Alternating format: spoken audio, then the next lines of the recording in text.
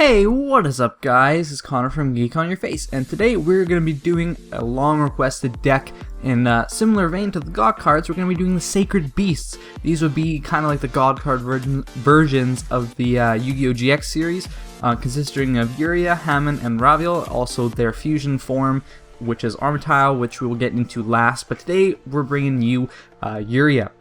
Uria is a deck that focuses on trap cards, continuous trap cards, and just traps in general, all that good stuff, playing with a lot of cards on the field, stuff like that. So what we're going to be doing is we're basically going to be loading up our back row as much as we can and using strong, kind of trap monsters and also restricting trap cards to keep our side of the field very safe. We're going to be using Phoenix Chain here to just protect ourselves for a little bit, and this is Jaden Yuki on expert mode if you guys were wondering. Some decks that are really, I don't know how to put this, some decks that are better than others, I like to bump up the difficulty, so we're going against the tougher opponent here than we usually do. Decks that I feel like can handle it on a more consistent basis, that's when I usually bump up the difficulty there. And we're going to go ahead with our Pot Duality. We're going to take Magic Planter just in case we need some card draw at any point. Now, because Vanity Emptiness's effect allows it to stop special summonings, it also has the big drawback of whenever a card goes to the graveyard, basically it gets destroyed. So that's a small price to pay though. And we're going to use Mist Valley Falcon here.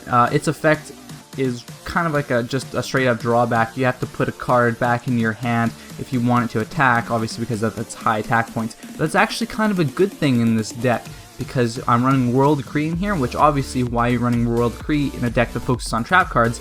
That's because you also need to keep your cards safe at the same time.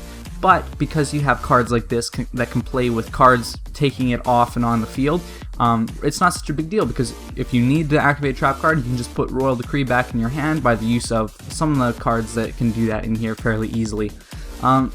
He's going to summon Elemental Hero the Shining. This could be bad news for us if I didn't have some pretty beastly defenses for it. It's really important that you make sure you always have a backup plan to your backup plan. That's basically the whole point of traps, right? You gotta have something there to keep it all together, basically what I'm trying to say.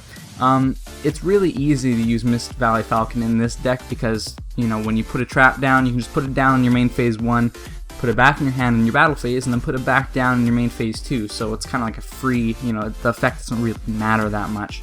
And you're gonna see here that I actually don't even need to put Uria down. The deck can stand on itself, which I think is a great part of making a deck like this, like the same with the God cards. If the deck can't stand without the God cards, it's probably not that awesome.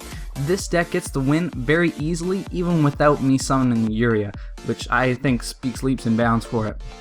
We're going to get Zone of the Spirit here, we're going to double up on them, and this is good because you see I only have one card in my extra deck. I left the extra deck empty in this one just so you guys could fool around with it more and kind of customize the deck more to your own strengths, but I would definitely recommend filling up the extra deck. Obviously you should always have a full extra deck if you can do that, but Zone of the Spirit you'll see is level 4, which is very important because the one card that is in the extra deck you kind of must have in the extra deck in my opinion, but we'll get into that in the recipe portion. We're going to be doubling up here. Also, it's very awesome to run the calculator in this deck because trap monsters, very easy to get on the field, and I'm using Metal Reflect Slime, which is level 10, so that's big attack points for him. But anyway, we're going to go into the recipe portion of the video. We're going to have Blackwing Zephyros, the Elite. This is an easy level 4 to get onto the field, and it's also a great way to play with cards on the field, putting them back in your hand if you do need to do that. So it's a good card to have. Card D, obviously awesome card draw, especially in a deck that revolves around traps that don't require you to normal summon monsters. Marshmallow is great for safety, I'm only running one of him. He also whittles down your opponent's life points, which is important. Mist Valley Falcon, I've given enough examples to why he is important in the deck. Very good in this deck. There's a lot of stuff that you need to play around with on the field to make this work. The calculator, pretty self-explanatory, you should know what he does by now, as well as Uria being level 10, this also affects him greatly. Now Uria, here's the main boss of the deck. You special summon him by sending 3 face-up trap cards you control to the graveyard. Cannot be special summoned by other ways. He gains 1000 attack for each continuous trap card in the graveyard, and you can target one set spell or trap card the opponent controls and destroy it. Very, very useful card. Not quite up to par with other god cards, but he is still really awesome. Dark Hole, self-explanatory. Magic Planter, card draw, self-explanatory. Same with Mystical Space, Typhoon, Pot of Duality. All these cards, you guys can pretty much guess why they're in here. They're just staples in a lot of decks. Same with Bottomless Trap Hole and Compulsory Evacuation Device. Fiendish Chain, pretty also self-explanatory why it's in here. Like, most of this stuff is just pretty obvious, right, guys? Imperial Custom makes it so that your trap cards cannot be destroyed except Imperial Custom. It's great for protecting your trap monsters like Metal Reflect Slime. Metal Reflect Slime is very important because he's level 10, so that buffs up the calculator a lot. It makes him super awesome. You could even run 2 Metal Reflect Slimes and take away something else in here. Shapesister is in here because she's a tuner, so if you guys want to run tuners in your extra deck, you can do so with Shapesister. She's level 2. Very, very awesome. Solemn Warning, pretty self-explanatory why this is in here.